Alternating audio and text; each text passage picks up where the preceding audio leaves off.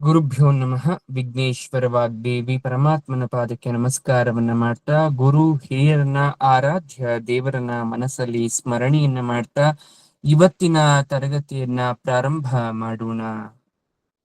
ಕೃಷ್ಣ ಸಂಧಾನ ಕಾರ್ಯಕ್ಕೆ ಹೋಗಿದ್ದ. ಅಲ್ಲಿ ವಿಶ್ವರೂಪವನ್ನು ತೋರಿಸ್ತಕ್ಕಂತ ಅನಿವಾರ್ಯತೆ ಉಂಟಾಯಿತು. ವಿದುರನ ಮನೆಗೆ ಹೋಗ್ಬೇಕು, ನಂತರ ಕರ್ಣನ ವಿಚಾರವಾಗಿ ಮಾತಾಡಬೇಕು, ಕರ್ಣನ ಭೇಟಿ ಆಗಬೇಕು. ಕರ್ಣನ ಭೇಟಿ ಆದ ಮೇಲೆ ಬರ್ತಕ್ಕಂತ ಕುಂತಿ ಮತ್ತು ಕರ್ಣರ ಒಂದು ಭೇಟಿ ಏನಿದೆ, ಅದು ಬಹಳ ವಿಶೇಷ. ಅದನ್ನ ನಾವು ಬಹಳ ಡೆಪ್ತ್ ಆಗಿ ಆಳವಾಗಿ ಹೋಗೋಣ. ಯಾಕೆ ಅಂದ್ರೆ ನೋಡಿ, ಈಗಿನ ಸಮಾಜದಲ್ಲಿ ಸಂಬಂಧಗಳ ಮೌಲ್ಯವೇ ಕಡಿಮೆ ಆಗ್ತಾ ಹೋಗ್ತಾ ಇದೆ. ಎಲ್ಲ ಕಡೆ ಮನುಷ್ಯನ ಜೀವನ ಅಂದ್ರೆ ಕೇವಲ ಮೋಜು ಮಸ್ತಿಗ್ ಮಾತ್ರ ನಾವು ಹುಟ್ಟಿರೋದು, ಅಥವಾ ವಿವಿಧ ರೀತಿಯ ಆಹಾರವನ್ನ ತಿನ್ಲಿಕ್ಕೆ ಮಾತ್ರ ನಾವು ಭೂಮಿ ಮೇಲೆ ಹುಟ್ಟಿರೋದು, ಹುಡ್ದಾಗಿಂದ ಸಾಯೋ ತನಕ ಕೇವಲ ಮನರಂಜನೆಗಾಗೇ ಬದುಕಿ ನಮ್ಮ ಬದುಕನ್ನ ಕೊನೆಗೊಳಿಸ್ಕೋಬೇಕು ಅನ್ನೋ ಒಂದು ನಿಟ್ಟಿನಲ್ಲಿ ನಾವು ಬದುಕ್ತಾ ಇದ್ದೇವೆ. ತಾಯಿ ಹುಟ್ಟಿದ ದಿವಸ ತಾಯಿ ನೆನ್ಪು ಮಾಡ್ಕೊಂಡು ಮಕ್ಳಿರ್ತಾರೆ, ಕೇಕ್ ಕಟ್ ಮಾಡಿ ಸ್ಟೇಟಸ್ ಹಾಕಕ್ಕೆ. ಪ್ರತಿನಿತ್ಯ ತಾಯಿ ಹತ್ರ ಕೂತು ಒಂದ್ 5 ನಿಮಿಷ ಮಾತಾಡುವಂತ ಸೌಜನ್ಯ ಇಲ್ದಂಗ ಆಗ್ತದೆ ಮಕ್ಳಿಗೆ. ಎಷ್ಟೋ ಜನ ತಾಯಂದಿರಿಗೆ ಅನ್ಸಿರುತ್ತೆ, ನನ್ ಮಗು ಅಥವಾ ನನ್ ಮಗ ಚಿಕ್ಕ ವಯಸ್ಸಲ್ಲಿ ಇದ್ರಲ್ಲ ಹಾಗೆ ಇರ್ಬೇಕಿತ್ತು, ನನ್ನಿಂದನೇ ಓಡಾಡ್ತಿದ್ರು, ನನ್ನ ಸೆರಗನ್ನ ಬಿಟ್ಟಿರ್ತಿರ್ಲಿಲ್ಲ, ಮತ್ತೆ ಆ ತಾಯ್ತನದ ಒಂದು ಖುಷಿಯನ್ನ ಅನುಭವಿಸಕ್ ಆಗಲ್ಲ, ಈ ಆಲೋಚನೆ ಬಂದಿರ್ಬೋದು.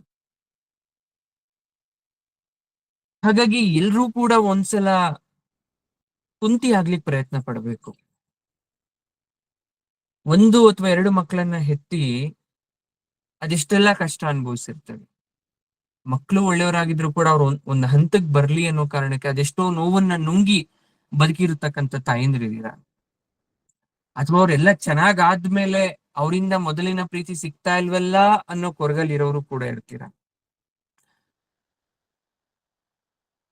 ಹಾಗೆ ಕಣ್ಣೆದುರುಗಡೆ ಇದ್ರು ಮಕ್ಕಳ ಪ್ರೀತಿಯನ್ನ ಪಡಿಲಿಕ್ಕಾಗದೆ, ಅಥವಾ ತೀವ್ರವಾದ ಬದುಕನ್ನ ನೋವಲ್ಲೇ ನುಂಗ್ಕೊಂಡ್ ಬಂದಂತಹ ಒಂದು ದುರಂತ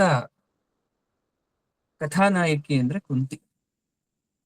ಅವಳ ಬಗ್ಗೆ ನಾವು ಕರ್ಣ ಮತ್ತು ಕುಂತಿಯ ಒಂದು ಸಂವಾದದಲ್ಲಿ ಅವಳ ಒಡಲಾಳದ ನೋವಿನ ನುಡಿಗಳನ್ನ ಕೇಳೋಣ ಮುಂದಿನ ವಾರ. ಈ ವಾರ ಎಲ್ಲವನ್ನ ಕೇಳಿ ಮುಂದಿನ ವಾರ ಸಿಗೋಣ, ಯಾರು ಮಿಸ್ ಮಾಡ್ಕೋಬೇಡಿ. ನೋಡಿ, ಹಿಂದೆ ಏನಾಗಿತ್ತು, ಕೃಷ್ಣ ಎಲ್ಲರಿಗೂ ಕೂಡ ಅಲ್ಲಿ ಮೋಡಿಯನ್ನ ಮಾಡಿ ಸಭೆಯೇ ಕೃಷ್ಣಮಯವಾಗಿತ್ತು. ಎಲ್ಲರೂ ಕೂಡ ಕೃಷ್ಣನನ್ನ ಕಾಣ್ತಾ ಇದ್ದಾರೆ. ಎಲ್ಲಾ ಕಡೆ ಕಟ್ಟಿ ಹಾಕಲು ಬಂದವರು ಒಬ್ಬೊಬ್ಬರನ್ನ ಕೃಷ್ಣನನ್ನ ಕಂಡು ಪರಸ್ಪರ ಕಟ್ತಾ ಇದ್ದಾರೆ. ಜನಸಾಮಾನ್ಯರು ಕೂಡ ಕೃಷ್ಣನಂತೆ ಭಾಸ ಆಗ್ತಾ ಇದ್ದಾರೆ. ಸಭೆಯೇ ಬಿಗಿಕಟ್ಟಿನಲ್ಲಿ ಬಿಗಿದು ನಿಂತು ಹೋಗಿದೆ. ಕೃಷ್ಣನನ್ನ ಕಟ್ಟಿ ಹಾಕಬೇಕು ಅಂತ ಅನ್ಕೊಂಡವರು ಸಭೆಯಲ್ಲಿ ಇರ್ತಕ್ಕಂಥ ಪ್ರತಿಯೊಬ್ಬರನ್ನೂ ಕೂಡ ಕಟ್ಟ ಹಾಕ್ಬಿಟ್ಟಿದ್ದಾರೆ ಕೃಷ್ಣ ಅಂತ ಭಾವಿಸಿ.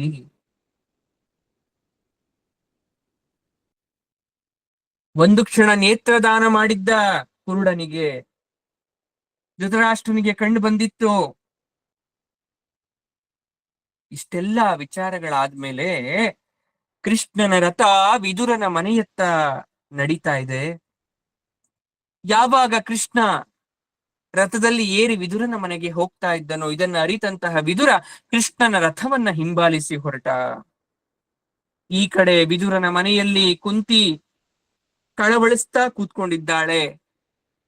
ಕೃಷ್ಣ ರಥವನ್ನ ಹಿಡಿದು ವಿದುರನ ಮನೆಗೆ ಪ್ರವೇಶವನ್ನ ಮಾಡಿ ಕುಂತಿಯನ್ನ ನೋಡ್ದ.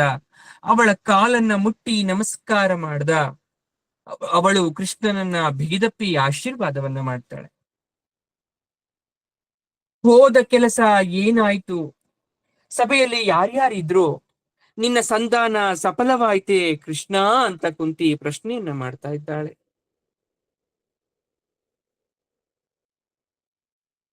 ಅತ್ತೆ, ಋಷಿ ಮುನಿಗಳಾದಿಯಾಗಿ ಲೋಕತ್ರಯವೂ ಕೂಡ ಆ ಸಭೆಯಲ್ಲಿತ್ತು. ಸಂಧಾನ ಒಂದು ವಿಧದಲ್ಲಿ ಸಫಲ ಆಯ್ತು ಅಂತ ಅನ್ಕೋ, ಆದ್ರೆ ಬೇರೊಂದು ವಿಧಾನದಲ್ಲಿ ನಿಷ್ಫಲ ಕೂಡ ಆಯ್ತು. ಏನಾಗ್ಬೇಕಿತ್ತೋ ಅದಾಯ್ತು. ಇಡೀ ಲೋಕ ಬ್ರಹ್ಮ ಸೃಷ್ಟಿ. ಈ ಬ್ರಹ್ಮ ಸೃಷ್ಟಿಯಲ್ಲಿ ಒಂದು ವೃಕ್ಷ, ಒಂದು ಮರದ ತರ. ಈ ಮರದಲ್ಲಿ ಹಣ್ಣು ಬರಬೇಕು ಅಂದ್ರೆ ಹೂ ಆಗಬೇಕು, ಕಾಯಿ ಕಟ್ಟಬೇಕು, ರಸ ತುಂಬಬೇಕು, ಹಣ್ಣು ಬರಬೇಕು. ಹಣ್ಣು ಬಂದಾದ್ಮೇಲೆ ಹಣ್ಣಾಗಿ ಕೆಳಗಡೆ ಉದುರುತ್ತಲ್ಲ, ಆ ಕಾಲ ಇದೆ ಪಕ್ವ ಕಾಲ. ಅದೇ ನನ್ನ ಸಂಧಾನದ ಸಫಲತೆ. ನಿಷ್ಫಲತೆ ಅಂದ್ರೆ ಸಂಧಾನ ಒಪ್ಲಿಲ್ಲ, ಮಹಾಯುದ್ಧದ ಅನಿವಾರ್ಯ ಬಂದೇ ಬಿಡ್ತು. ಈ ಮಾತನ್ನ ಕೇಳಿಸ್ಕೊಂಡಂತಹ ವಿದುರ ಒಂದ್ ಮಾತು ಹೇಳ್ದ, ಕೃಷ್ಣ ನೀನ್ ಇಲ್ಲಿ ಬರ್ಬಾರ್ದಿತ್ತು ಕಣಪ್ಪ. ಬಂದಾಗೋಯ್ತಲ್ಲ ವಿದುರ, ನನ್ನ ಕರ್ತವ್ಯ ನಾನು ಮಾಡಿದ್ದೀನಿ. ಫಲಾಫಲ ನಿರ್ಣಯ ಕಾಲಪುರುಷನದ್ದು. ಇರ್ಲಿ ಅತ್ತೇ, ಹೋಗಿ ನಿನ್ನ ಮಕ್ಕಳಿಗೆ ಏನ್ ಹೇಳಿ? ನಿಂದೇನಾದ್ರೂ ಮಾತಿದ್ರೆ ಹೇಳು, ನಿನ್ನ ಮಾತನ್ನ ನಿನ್ನ ಮಕ್ಕಳಿಗೆ ತಿಳಿಸ್ತೇನೆ. ಹಾಗಂದ ಕ್ಷಣ ಕುಂತಿ ತಲೆಯನ್ನ ತಗ್ಗಿಸ್ತಾಳೆ. ಅವಳು ತಡೆಯಲಾರದೆ ಸ್ವಲ್ಪ ಹೊತ್ತು ಬಿಕ್ಕಿ ಬಿಕ್ಕಿ ಹತ್ತು ಆಮೇಲೆ ಮಾತನಾಡ್ತಾಳೆ. ಕೃಷ್ಣ, ಯುಧಿಷ್ಠಿರನಿಗೆ ಹೇಳು, ನೀನು ದಡ್ಡ, ಶಾಸ್ತ್ರ ಓದಿದೆ, ಆದರೆ ಅದನ್ನ ಪ್ರಯೋಗ ಮಾಡ್ಲಿಲ್ಲ. ಬರೀ ವೇದ ಉರು ಹಚ್ಚುವವನ ಬುದ್ಧಿ ಹೇಳಿದ್ದನ್ನೇ ಹೇಳುವ ಜಡವಸ್ತು ಇರೋ ತರ. ನಿನಗೆ ಈಗೇನ್ ನಡೀತಾ ಇದೆ ಅನ್ನೋ ಪ್ರಜ್ಞೆ ಇಲ್ಲ. ಧರ್ಮ ಅನ್ನೋದು ಒಂದು ಪುರುಷಾರ್ಥ, ಆದ್ರೆ ಕ್ಷತ್ರಿಯನಾಗಿ ಮಾಡ್ಬೇಕಾಗಿರೋ ಕಾರ್ಯ ಮಾಡ್ಬೇಕು.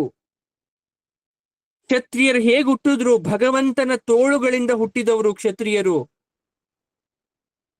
ಶಾಸ್ತ್ರ ಧರ್ಮ ಪಾಲನೆ ಮಾಡ್ಬೇಕಾಗಿರೋದು ನಿನ್ನ ಧರ್ಮದಲ್ಲಿ ಹುಟ್ಟಿದ್ಮೇಲೆ ನಿನ್ ಕರ್ತವ್ಯ ಅದು. ಮುಚುಕುಂದ ಅಂತಕ್ಕಂತ ಇಕ್ಷ್ವಾಕು ರಾಜಕುಮಾರ ಇದ್ದ, ಬಹಳ ಒಳ್ಳೆಯವನು. ಕುಬೇರನಿಗೆ ಇಷ್ಟ ಆಯ್ತು ಅವನು ಒಳ್ಳೆತನ, ಮೆಚ್ಚಿ ಒಂದಷ್ಟು ಭೂಮಿ ಕೊಡ್ಬೇಕು ಅಂತ ಅನ್ಕೊಂಡ.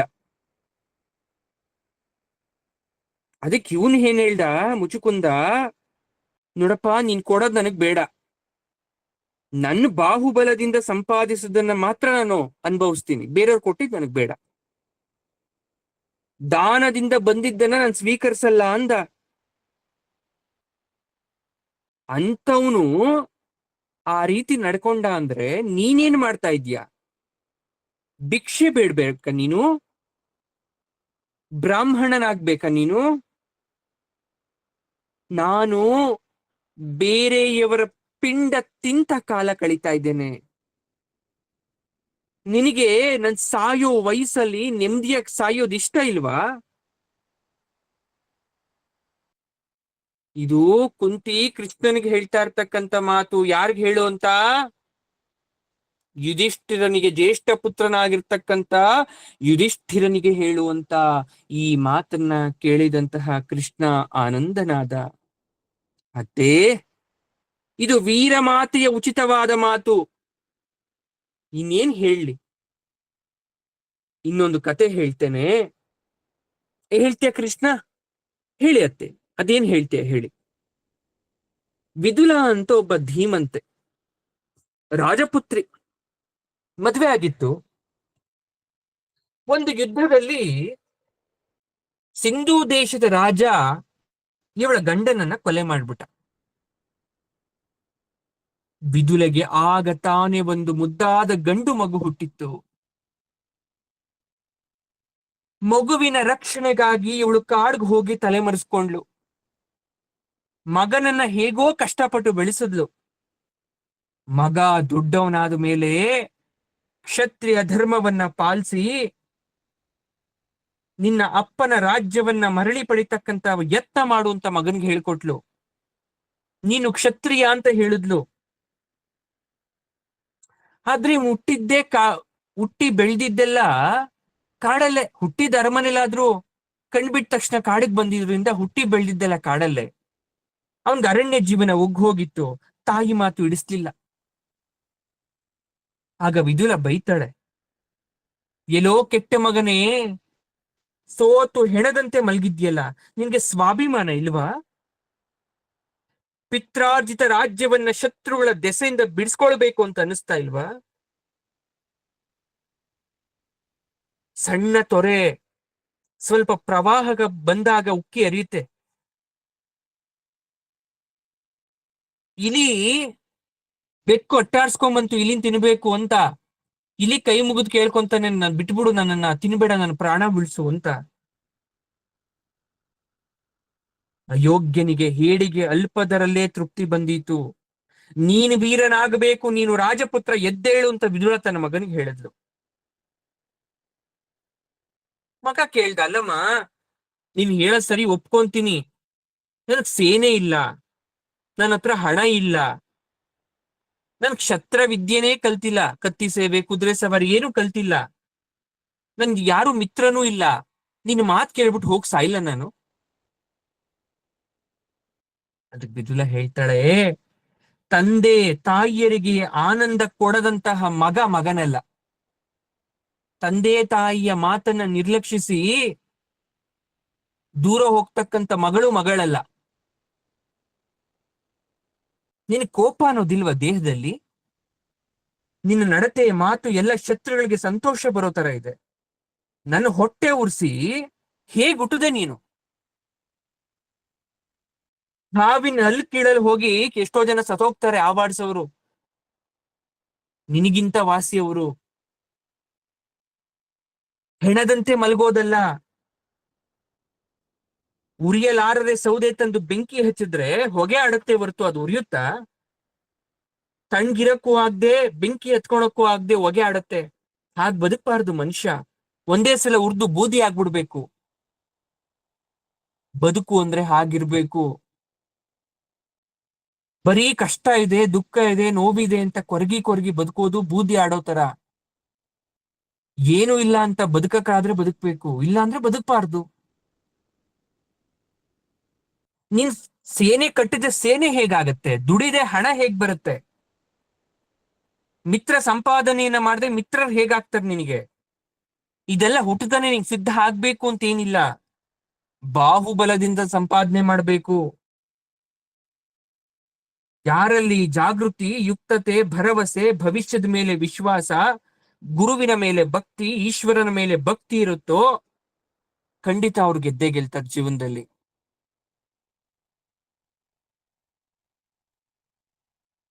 ಆಗ ಅವನ್ ಮಗ ಹೇಳ್ತಾನೆ, ಸರಿ, ಒಂದ್ ವೇಳೆ ನಾನು ಹೋಗಿ ಸತ್ತೋಗ್ತೀನಮ್ಮ, ನಿನಗ್ ಶೋಕ ಆಗಲ್ವಾ, ದುಃಖ ಆಗಲ್ವಾ? ಅದಕ್ಕೆ ಅವಳು ಹೇಳ್ತಾಳೆ, ನಿನ್ನ ಪರಾಕ್ರಮ ನಿನ್ನ ಪೂರ್ವಜರಿಗೆ ಸಂತೋಷ ತರ ಇರಬೇಕು, ವಂಶಕ್ಕೆ ತಕ್ಕಂತೆ ಬಾಳ್ ಬದುಕ್ಬೇಕು. ನೀನು ಮಳೆ ಆಗಬೇಕು, ಯಾಕಂದ್ರೆ ಭೂಮಿ ಮೇಲೆ ಗಿಡಗಳು ಹುಟ್ಟಕ್ಕೆ. ಹಾಗಾಗಿ ನೀನು ಸತ್ರು ಕೂಡ ಹೆಮ್ಮೆ ಪಡ್ತೀನಿ ನಾನು. ಅಳ್ತಿದ್ದ ಅವನು ಮಗ. ನಾನು ಮಹಾಕುಲದಲ್ಲಿ ಜನಿಸಿದವಳು, ಕೇಳಿಸ್ಕೋ ಮಗನೇ, ಎಂತ ವೈಭವದಲ್ಲಿ ಹೆಮ್ಮೆಯಿಂದ ಮೆರೆದಿದ್ದೆ ಗೊತ್ತಾ ನಾನು ರಾಣಿಯಾಗಿ. ಹುಟ್ಟದಾಗಿಂದ ರಾಜಕುಮಾರಿಯಾಗಿ ನಿನ್ನ ತಂದೆಯನ್ನ ಮದುವೆ ಆಗಿ ನೀನು ಹುಟ್ಟುವ ತನಕರ ನಾನು ಮಹಾರಾಣಿಯಾಗಿದ್ದೆ. ಎಷ್ಟು ಜನರಿಗೆ ಆಶ್ರಯವನ್ನ ಕೊಟ್ಟಿದ್ದೆ ನಾನು, ಹೇಗ್ ತಿಳಿಸ್ಲಿ ನಿನಗೆ? ಆದ್ರೆ ಇವತ್ತು ನಾನು ನಿನಗಾಗಿ ಇದನ್ನ ಒಪ್ಪಿ ನಾನು ಬಾಳ್ತಾ ಇಲ್ವಾ? ಕ್ರಮೇಣ ಅವನನ್ನ ಉತ್ತಮ ಕ್ಷತ್ರಿಯನಾಗಿ ಮಾಡಿ ಮತ್ತೆ ತನ್ನ ರಾಜ್ಯವನ್ನ ಪಡ್ಕೊಂತಾರೆ. ಕುಂತಿ ಕಥೆಯನ್ನ ಹೇಳಿದ್ಲು, ಮುಂದಕ್ಕೆ ಇನ್ನೇನು ಹೇಳಿಲ್ಲ, ಹೋಗಿ ಕತೆ ಹೇಳು ಕೃಷ್ಣ ಅಂತ. ಅಂದ್ರೆ ಆ ತಾಯಿಯ ನೋವು ಇದ್ರಲ್ಲಿ ಅಡಗಿತ್ತು. ಕೃಷ್ಣ ವೀರ ಮಾತೆ ಹೇಳಿದಂತ ಕತೆಗೆ ಆನಂದ ಬಾಷ್ಪ ಆಗ್ತಾನೆ. ಆಹಾ, ಇಂಥ ವೀರ ಶೂರ ಪುತ್ರರನ್ನ ಹಡೆದು ದುಃಖದಲ್ಲೇ ತನ್ನ ಜೀವನವನ್ನ ಮುಗಿಸುವಂತ ಕೆಟ್ಟ ಪರಿಸ್ಥಿತಿ ಬಂದ್ಬಿಡ್ತಲ್ಲ ಪಾಪ ಇವಳಿಗೆ. ಸರಿ ಆಯ್ತತ್ತೆ, ನೀನ್ ಹೇಳ್ದಂತ ಮಾತನ್ನ ಯುಧಿಷ್ಠಿರನಿಗೆ ಹೇಳ್ತೇನೆ. ಅರ್ಜುನ, ಭೀಮ, ಯಮಳರಿಗೆ ಏನ್ ಹೇಳಲಿ ನಾನು? ಯಮಳರು ಅಂದ್ರೆ ನಕುಲ ಸಹದೇವರು. ಏನ್ ಹೇಳಲಿ ನಾನು? ನನ್ನ ಮನಸ್ಸು ಏನು ಅಂತ ಅರ್ಥ ಮಾಡ್ಕೊಂಡಿರೋನು, ಏನಾದ್ರೂ ಹೇಳು ಅಂತ ಕಳಿಸ್ಬಿಟ್ಲು. ಆ ರಾತ್ರಿಯನ್ನ ವಿದುರನ ಮನೆಯಲ್ಲೇ ಕೃಷ್ಣ ಕಳೀತಾನೆ. ಏನೇನೋ ವಿಚಾರ ಹೇಳಿದ್ರು. ಕೌರವ ಸೇನೆ ಜಮಾವಣೆ ಆಗ್ತಾ ಇದೆ, ಶಲ್ಯ ಬಂದಿದ್ದಾನೆ, ಭೂರಿಶ್ರವಸು, ಸೈಂಧವ, ತ್ರಿಗರ್ತರು ಎಲ್ಲ ಬಂದಿದ್ದಾರೆ, ಭಗದತ್ತ ಕೂಡ ಬರ್ತಾ ಇದ್ದಾನೆ. ಕೃಷ್ಣ ವಿದುರನ್ ಜೊತೆ ಮಾತಾಡ್ತಾ ಇದ್ದಾನೆ ರಹಸ್ಯವಾಗಿ. ವಿದುರ, ಈ ಕರ್ಣ ಹೇಗೆ? ಯಾಕೆ ಪರಮಾತ್ಮ ಕರ್ಣನ್ ಬಗ್ಗೆ ವಿಚಾರಿಸ್ತಾ ಇದ್ದಾನೆ? ಅವನ ವಿಚಾರ ಬೇಕಪ್ಪ ಈ ಪರಿಸ್ಥಿತಿಲಿ. ಈ ಪರಿಸ್ಥಿತಿ ಅಂದ್ರೆ ಇಂಥ ಪರಿಸ್ಥಿತಿಲೇ ಅವನ ಬಗ್ಗೆ ಕೇಳ್ಬೇಕು. ಹೇಳು, ಹೇಗವನು? ಹೇಗವನು ಅಂದ್ರೆ ಯಾವ ವಿಚಾರ? ಎಲ್ಲಾ ವಿಚಾರ, ಎಲ್ಲ ಅಂಶ ದೃಷ್ಟಿಗಳಿಂದಲೂ ಕೂಡ ಅವನ ಬಗ್ಗೆ ನಿನ್ಗೆ ಏನ್ ಗೊತ್ತೋ ಅದನ್ನ ಹೇಳಿ ನನ್ಗೆ. ಅವನ್ ಯಾರೋ ಅಧಿರಥನಲ್ಲಿ ಬೆಳೆದು ಬಂದವನಂತೆ. ಅಧಿರಥ ಅಂದ್ರೆ ಅರಮನೆಯ ಹಿಂದೆ ವಾಸ ಮಾಡ್ತಕ್ಕಂಥ ಸಾರಥಿ ಮಗ, ದೊರೆಯ ಆಪ್ತ ಸೂತನ ಮಗ. ಅವನ ಹೆಂಡತಿ ರಾಧೆ. ಹೀಗಾಗಿ ಕರ್ಣನನ್ನ ರಾಧೇಯ ಅಂತ ಕರೀತಾರೆ. ಇವನು ಸುಳ್ಳು ಹೇಳಿ ಬ್ರಾಹ್ಮಣನಂತ ನಂಬಿಸಿ ಪರಶುರಾಮರಲ್ಲಿ ಶಸ್ತ್ರ ವಿದ್ಯಾಭ್ಯಾಸ ಮಾಡ್ದ. ನಂತರ ಶಾಪಗ್ರಸ್ತನಾಗಿ ಅರಮನೆಗೆ ಬಂದು ಸೇರ್ಕೊಂಡಿದ್ದಾನೆ. ಬಂದು ಸೇರ್ಕೊಂಡು ದುರ್ಯೋಧನನಿಗೆ ಆಪ್ತನಾಗಿದ್ದಾನೆ. ಒಂದ್ ವಿಚಾರ ಹೇಳ್ತೀನಿ, ಕೇಳಿಸ್ಕೋ. ಒಂದು ನೆರಳಲ್ಲಿ ಹುಟ್ಟಿದ ಯಾವುದರ ಬುದ್ಧಿಯು ನೆರಳಾಗೆ ಹುಟ್ಟಿರುತ್ತೆ. ಅಲ್ಲಿ ಬೆಳಕಿರಲ್ಲ. ಸೂರ್ಯ ಬೆಳಗ್ತಕ್ಕಂಥ ಸತ್ಯ ಸ್ವರೂಪ. ಅವನಿಗೆ ಶನಿ, ರಾಹು, ಗುಳಿಕ ಇವರೆಲ್ಲ ಲೋಕಕಂಟಕ ಪುತ್ರರು ಯಾಕಾದ್ರೆ? ಹಾಗಾದ್ರೆ ರಾಹು, ಕೇತು, ಶನಿ ಸೂರ್ಯನನ್ನೇ ಕಾಡ್ತಾರೆ. ಶತ್ರುತ್ವ ಗ್ರಹಗಳ ಮಧ್ಯೆ. ನೋಡಿ, ಸೂರ್ಯ ಪತ್ನಿ ಸರಣ್ಯ ಉಪಾಯದಿಂದ ಸ್ಥಾನ ಬಿಟ್ಟಾಗ ಅಲ್ಲಿ ಛಾಯಾದೇವಿನ ಸೃಷ್ಟಿ ಮಾಡಿ ಹೋದ್ಲು. ಛಾಯಾಪುತ್ರರು ಶುಭ ಗ್ರಹಗಳಲ್ಲಿ ಅಂತ ಅಂತಾರೆ, ಆದ್ರೆ ತನ್ನ ತಂದೆಗೆ ಕಷ್ಟವನ್ನ ಕೊಡ್ತಾರೆ. ಹಾಗೆಯೇ ಇವನು ಕೂಡ. ಕೃಷ್ಣ ನಗ್ತಾನೆ, ಅದು ದೇವ ರಹಸ್ಯ, ಇಲ್ಲಿ ಅದ್ರ ಬಗ್ಗೆ ಚರ್ಚೆ ಬೇಡ ವಿದುರ. ಹೋಗಿ, ನಿನ್ ಗೊತ್ತಿಲ್ದಂತ ವಿಚಾರ ಯಾವುದು ವಾಸುದೇವ? ಯಾವ ವಿಚಾರವನ್ನ ನಾನು ಹೇಳ್ಬೇಕು ನಿನಗೆ? ನನಗ್ ಗೊತ್ತಿರೋದು ಮುಖ್ಯ ಅಲ್ಲ, ಎಷ್ಟು ಜನರಿಗೆ ಗೊತ್ತು ಅನ್ನೋದು ಮುಖ್ಯ. ಅವನ ಬಗ್ಗೆ ಯಾರ್ಯಾರು ತಿಳ್ಕೊಂಡಿದ್ದಾರೆ ಅನ್ನೋದು ಮುಖ್ಯ. ಪ್ರಾಯಶಃ ಭೀಷ್ಮನು ಗೊತ್ತಿರ್ಬೋದೇನೋ, ನನಗೂ ಗೊತ್ತು. ಕರ್ಣನಿಗೆ ಅವನ ಬಗ್ಗೆ ಅವನು ಗೊತ್ತಿಲ್ಲದೆ ಏನು? ಸಾಯೋ ಮುನ್ನ ಅಧಿರಥ ಬಾಯ್ಬಿಟ್ಟು ಮಗನಿಗೆ ಬುದ್ಧಿ ಹೇಳದ್ನಂತೆ, ಕಾಲ ಮಿಂಚಿದೆ ಅಂತ. ಅವನು ಕುಂತಿ ಪುತ್ರ ರಾಧೇಯನಲ್ಲ. ವಿಧಿ ಇಲ್ಲವೋ, ಕರ್ಮವೋ, ನೆರಳೋ, ಗ್ರಹಣವೋ, ಈಗ ಏಕೆ ಇದೆಲ್ಲ? ಕೃಷ್ಣ ಹೇಳ್ತಾನೆ, ಯುದ್ಧ ನಿಲ್ಲಿಸಲು, ಶಾಂತಿ ಯತ್ನಕ್ಕೆ ಅವನು ಒಂದು ಆಯುಧ, ಒಂದು ಶಸ್ತ್ರ, ಒಂದು ಉಪಕರಣ. ನಾಳೆ ಮಧ್ಯಾಹ್ನ ಅವನ ದಾನದ ವೇಳೆಯಲ್ಲಿ ನಾನೊಬ್ಬನೇ ಏರ್ಪಾಡು ಮಾಡೋದಕ್ಕೆ ಅಂತ ಕೃಷ್ಣ ವಿದುರನಿಗೆ ಆಜ್ಞೆಯನ್ನ ಮಾಡ್ತಾನೆ.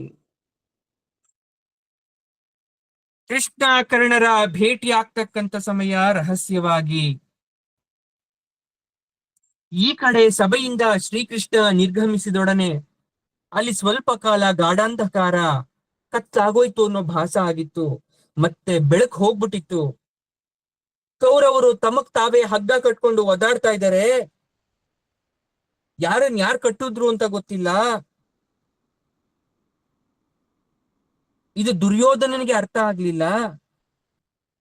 ಆಗ ಅನ್ಕೊಂಡ್ರು, ಮತ್ತೆ ಮಾಯೆ ಬೀಸಿದ ಮೋಸಗಾರ, ವಂಚಕ, ಮಾಯಾವಿ ಅವನ ಚಾಳಿ ಇನ್ನೂ ಬಿಟ್ಟಿಲ್ಲ.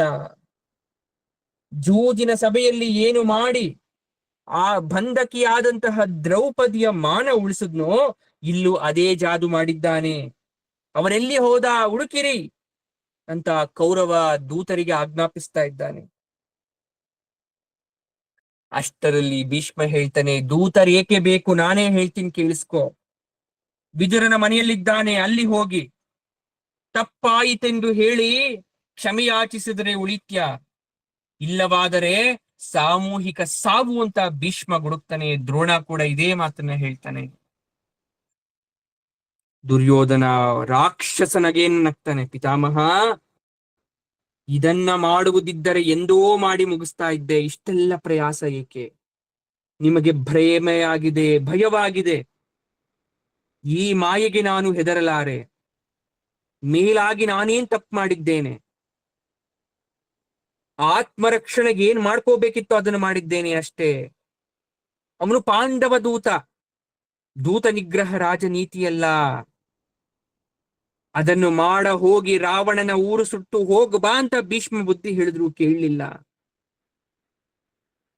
ಅಷ್ಟರಲ್ಲಾಗ್ಲೇ ಕರ್ಣ ಎಲ್ಲಿ ಅಂತ ಕೇಳ್ದ, ಆದ್ರೆ ಕರ್ಣ ಅಲ್ಲಿಂದ ತೆರಳಿ ಅವನ ಮನೆಗೆ ಹೋಗಾಗಿತ್ತು. ಆ ರಾತ್ರಿ ಕರ್ಣನಿಗೆ ನಿದ್ದೆ ಬರ್ತಾ ಇಲ್ಲ. ಏನೋ ನೆನಪುಗಳು, ಗೊಂದಲಗಳು ಅವನ ಮನಸ್ಸಲ್ಲಿ ಬರ್ತಾ ಇದೆ. ಹಾಸಿಗೆಯಲ್ಲಿ ಹೊರಳಾಡ್ತಾ ಇದ್ದಾನೆ. ನಿದ್ರೆ ಬಾರದೆ ತಪ್ಪಿಸ್ತಾ ಇದ್ದಂತ ಮಗನಿಗೆ ತಾಯಿ ನೋಡಿ ಕೇಳ್ತಾಳೆ, ರಾಧೆ ಏನೋ ಹೇಳ್ಬೇಕು ಅಂತ ಹತ್ರ ಬರ್ತಾಳೆ. ಕರ್ಣ ತಾಯಿಯನ್ನ ನೋಡಿ ಕಣ್ಣೀರನ್ನ ಹಾಕ್ತಾನೆ. ಯಾಕೋ ದುಃಖ ಆಗಿತ್ತು ಅವನಿಗೆ. ಅಮ್ಮ, ಅಂದು ಆ ಆಳು ದಿನದಂದು ಅಪ್ಪ ನನ್ನನ್ನ ಗಂಗೆಯಿಂದ ಪಾರು ಮಾಡಿ ತರಬಾರ್ದಿತ್ತಮ್ಮ. ನಾನು ಪಾಪದ ಶಿಶು, ಮಹಾಪಾಪಿ. ಸುಮ್ಮನೆ ಗಂಗೆಯಲ್ಲೇ ತೇಲಿ ಹೋಗಲ ಬಿಟ್ಟಿದ್ದರೆ ಇಷ್ಟೆಲ್ಲ ಅನರ್ಥ ಆಗ್ತಾ ಇರ್ಲಿಲ್ಲ. ಈಗ ಬದುಕಿಯು ಸಾಯದೆ ಯಾರಿಗೂ ಉಪಕಾರವಾಗದಂತಹ ಹೀನ ಸ್ಥಿತಿ. ಅಪ್ಪ ನನ್ನನ್ನ ಗಂಗೆಯಿಂದ ಏತಕ್ಕೋಸ್ಕರ ಹೊರಗಡೆ ತಂದ ಹೇಳಮ್ಮ. ಹಾಗೆಲ್ಲ ಹೇಳ್ಬಿಡ ಮಗು. ನಾವು ಅರಮನೆಯ ಅನ್ನ ತಿಂದು ಉಂಡು ಬೆಳೆದವರು, ಅವರ ಋಣ ತೀರಿಸಲು ಆಜ್ಞಾಧಾರಕರು. ನಿನ್ನ ಅಪ್ಪನಿಗೆ ಅರಮನೆಯಲ್ಲಿ ಈ ಆಜ್ಞೆಯಾಗಿತ್ತು.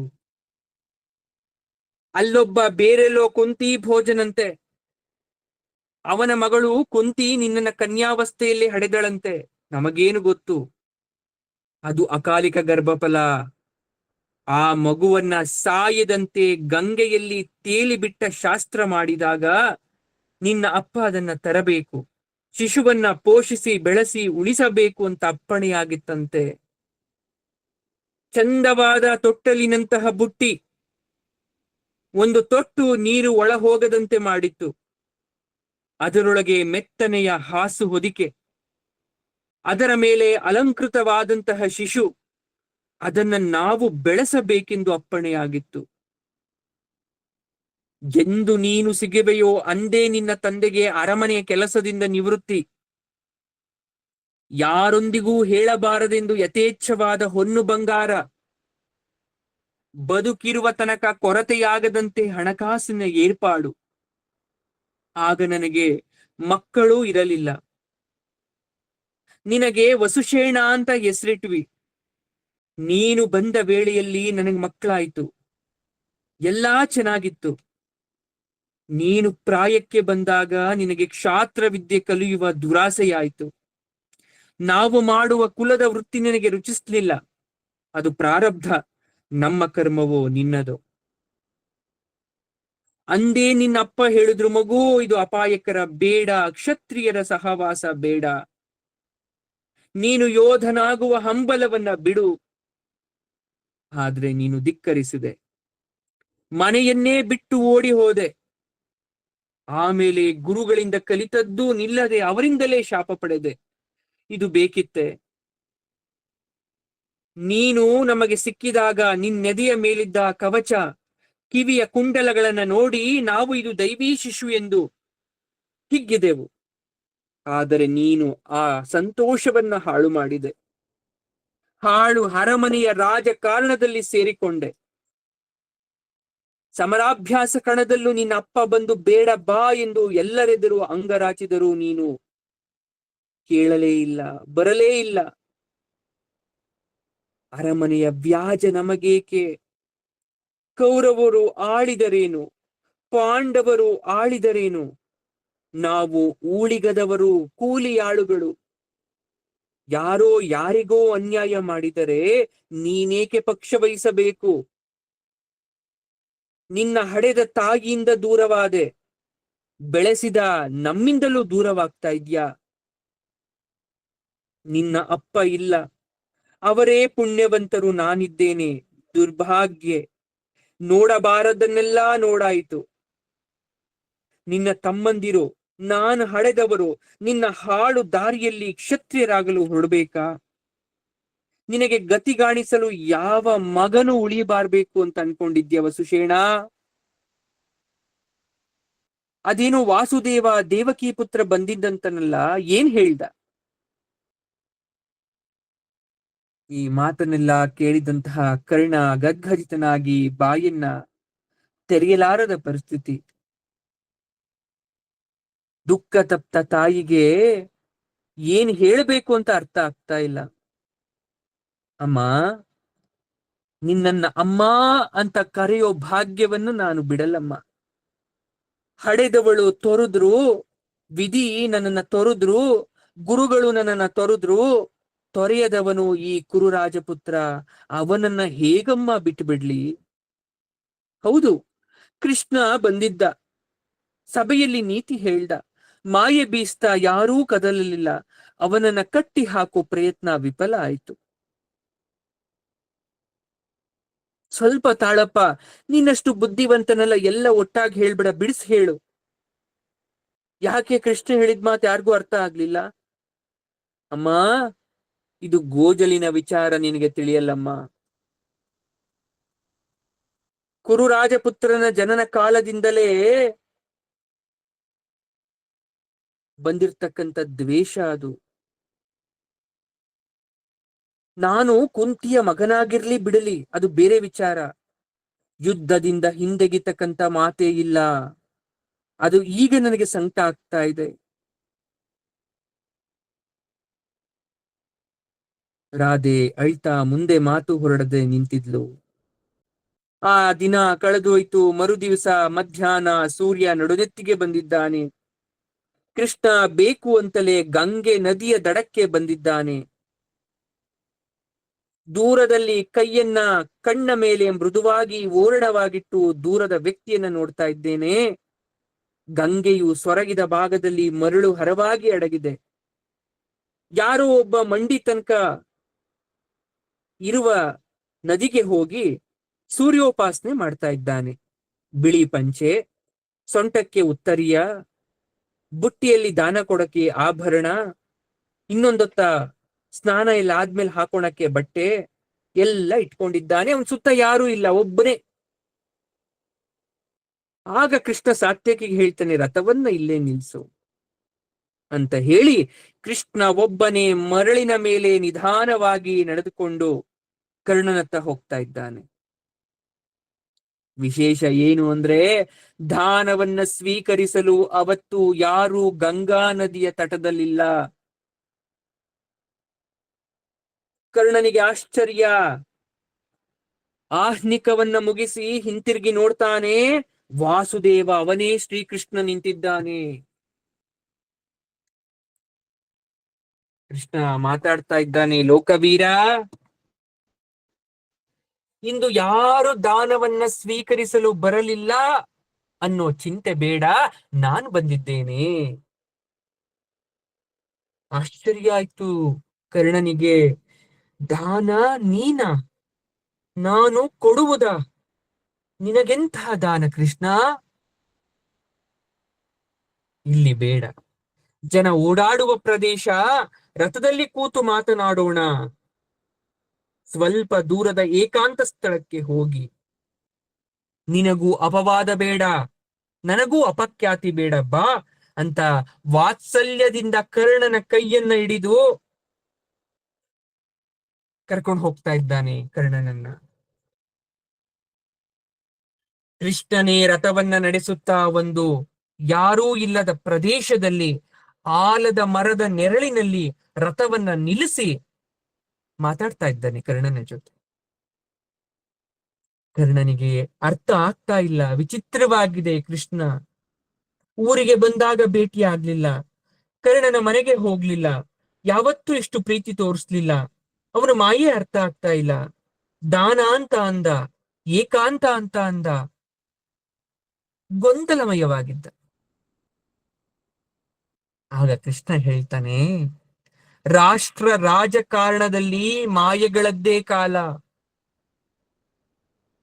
ಮನುಷ್ಯರು ಬಹಳ ಬುದ್ಧಿವಂತರು, ಅರ್ಥ ಆಗದಿರೋ ವಿಚಾರನೆಲ್ಲ ಮಾಯೇನು ಬಿಡ್ತಾರೆ. ಅಪ್ಪ ಅಮ್ಮ ಬಿಟ್ರೆ ಪೂರ್ವಜರೆಲ್ಲ ಮಾಯೆ ಆಗ್ಬಿಡ್ತಾರೆ.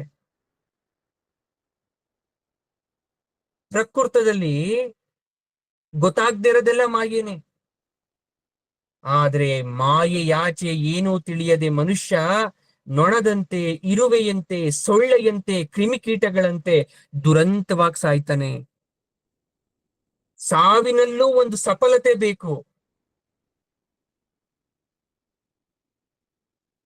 ಪ್ರಾಣಿಗಳಿಗೆ ಮಾಯೆ ಅರ್ಥ ಆಗಲ್ಲ, ಅದೇ ಮನುಷ್ಯನಿಗೆ ಅರ್ಥ ಆಗಲ್ವಾ? ಮಾಯೆಯಿಂದ ಹೊರಗಡೆ ಬರಕ್ಕೆ ಏನ್ ಮಾಡ್ಬೇಕು ಅಂತ ಗೊತ್ತಾಗಲ್ವಾ? ಈಶ್ವರನ ಕರುಣೆ ಬೇಕು, ಗುರು ಕೃಪೆ ಇರಬೇಕು ಅನ್ನೋದು ಗೊತ್ತಾಗಲ್ವಾ? ಇದ್ಯಾವುದು ಅರ್ಥ ಆಗ್ಲಿಲ್ಲ ಅಂದ್ರೆ ಹೇಗ್ ಬದುಕ್ತಾನೆ ಗೊತ್ತಾ ಮನುಷ್ಯ? ತಾನು ಕಟ್ಟಿದ ಗೂಡಿನಿಂದ ಹೊರಬರಲಾಗದೆ ಅಲ್ಲೇ ಬೇಯಿಸಲ್ಪಡುವ ರೇಷ್ಮೆ ಹುಳುದಂತೆ ಆಗ್ತಾನೆ. ರೇಷ್ಮೆ ಹುಳು ಬದುಕಿರೋ ತನಕ, ದೊಡ್ಡದಾಗೋ ತನಕ ತಿಂದು ತಿಂದು ತಿಂದು ತಿನ್ನು ತನ್ಸುತ್ತಾ ಅದು ಒಂದು ಗೂಡು ಕಟ್ಕೊಂಡು ಹೊರಗಡೆ ಬರಕ್ಕಾಗಲ್ಲ. ಅದನ್ನ ತಗೊಂಡೋಗಿ ಬಿಸಿನೀರಲ್ಲಿ ಹಾಕ್ತಾರೆ. ಹಾಗೆ ಮನುಷ್ಯ ಕೂಡ. ಜೇನು ರೇಷ್ಮೆ ಹುಳದ್ಕಿಂತ ಶ್ರೇಷ್ಠ. ಯಾಕೆ ಗೊತ್ತಾ? ಸಿಹಿ ಜೇನನ್ನ ಶೇಖರಿಸಿ ಸಂಗಡಿಗರೊಡನೆ ಹಂಚಿ ತಿನ್ನುತ್ತೆ. ಯಾವತ್ತು ಜೇನು ಬೇರೆ ಊಟ ತಿನ್ನಲ್ಲ, ಅದ್ರ ಊಟವನ್ನ ಕಸ್ಕೊಂಡ್ ತಿಂತಾ ಇರೋರು ನಾವು. ನಾನು ಹೇಳೋದೆಲ್ಲ ಅರ್ಥ ಆಗ್ತಾ ಇದೆಯಾ ಕರ್ಣ? ಇನ್ಮೇಲಾದ್ರೂ ಕಾರ್ಯಪ್ರವೃತ್ತನಾಗು. ರಾತ್ರಿ ಅಷ್ಟೇ ತಾಯಿಯ ಜೊತೆಗೆ ಮಾತಾಡಿದ್ದ, ಈಗ ಕೃಷ್ಣ ಏನೇನೋ ಹೇಳ್ತಾ ಇದ್ದಾನೆ. ಅವನಿಗೆ ಬಹುಕಾಲ ಮಾತಾಡಕ್ ಆಗ್ತಾ ಇಲ್ಲ. ಏನೋ ದುಃಖ ಅವನ ಮನಸ್ಸಲ್ಲಿ ಆವರಿಸಿದೆ. ಕರ್ಣ ಹೇಳ್ತಾನೆ, ಕೃಷ್ಣ ನೀನು ಸರ್ವಜ್ಞ, ಸರ್ವಶಕ್ತ. ಒಂದು ಪ್ರಶ್ನೆ ಕೇಳಲಪ್ಪ. ಮನುಷ್ಯನಿಗೆ ಅವನ ಹಿಂದಿನದು ಅಂದ್ರೆ ಭೂತಕಾಲ ಯಾಕೆ ಕಾಡ್ಬೇಕು? ಇದರಿಂದ ವಿಮುಕ್ತಿ ಇಲ್ವಾ? ಹಳೇದೆಲ್ಲ ಯಾಕೆ ನೆನಪಾಗ್ಬೇಕು?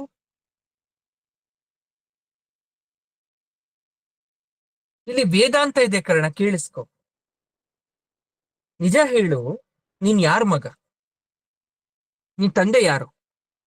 ತಾಯಿ ಯಾರು? ಬೆಳೆಸ್ತವ್ರು ಯಾರು?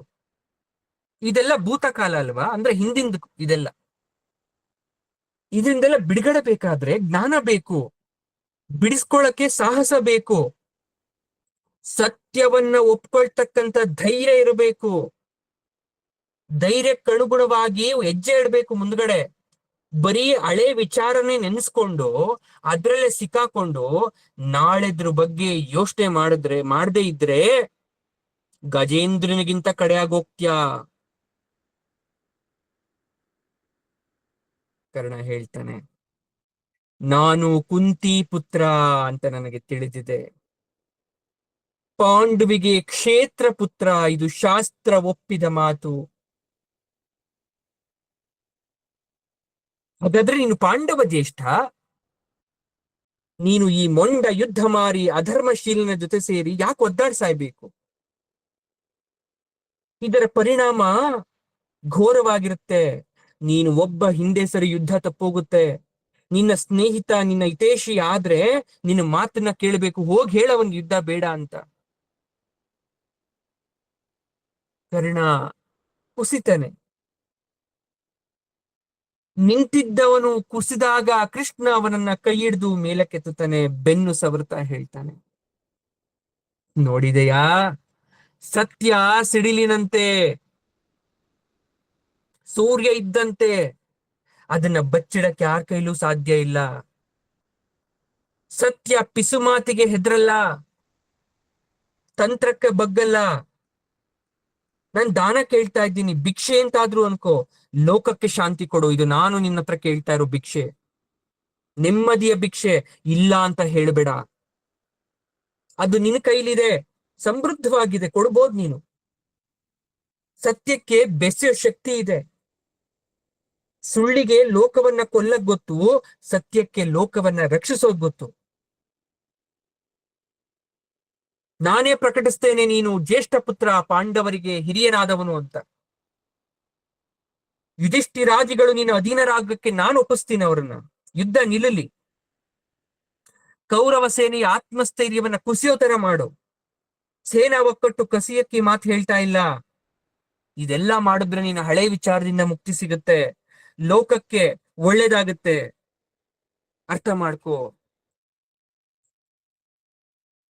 ನನ್ನನ್ನ ಕಪಟಿ ಅಂತ ಕರಿತಾ ಇದ್ದಾರಲ್ಲ, ನನ್ ಕಪಟವನ್ನ ಆಚರಣೆ ಮಾಡ್ಲೇಬೇಕು ಅಂತಿದ್ರೆ ಜರಾಸಂಧನ್ ತರ ಕೌರವನನ್ನ ಯಾವತ್ತೋ ಸಾಯಿಸ್ಬಿಡ್ತಿದ್ದೆ.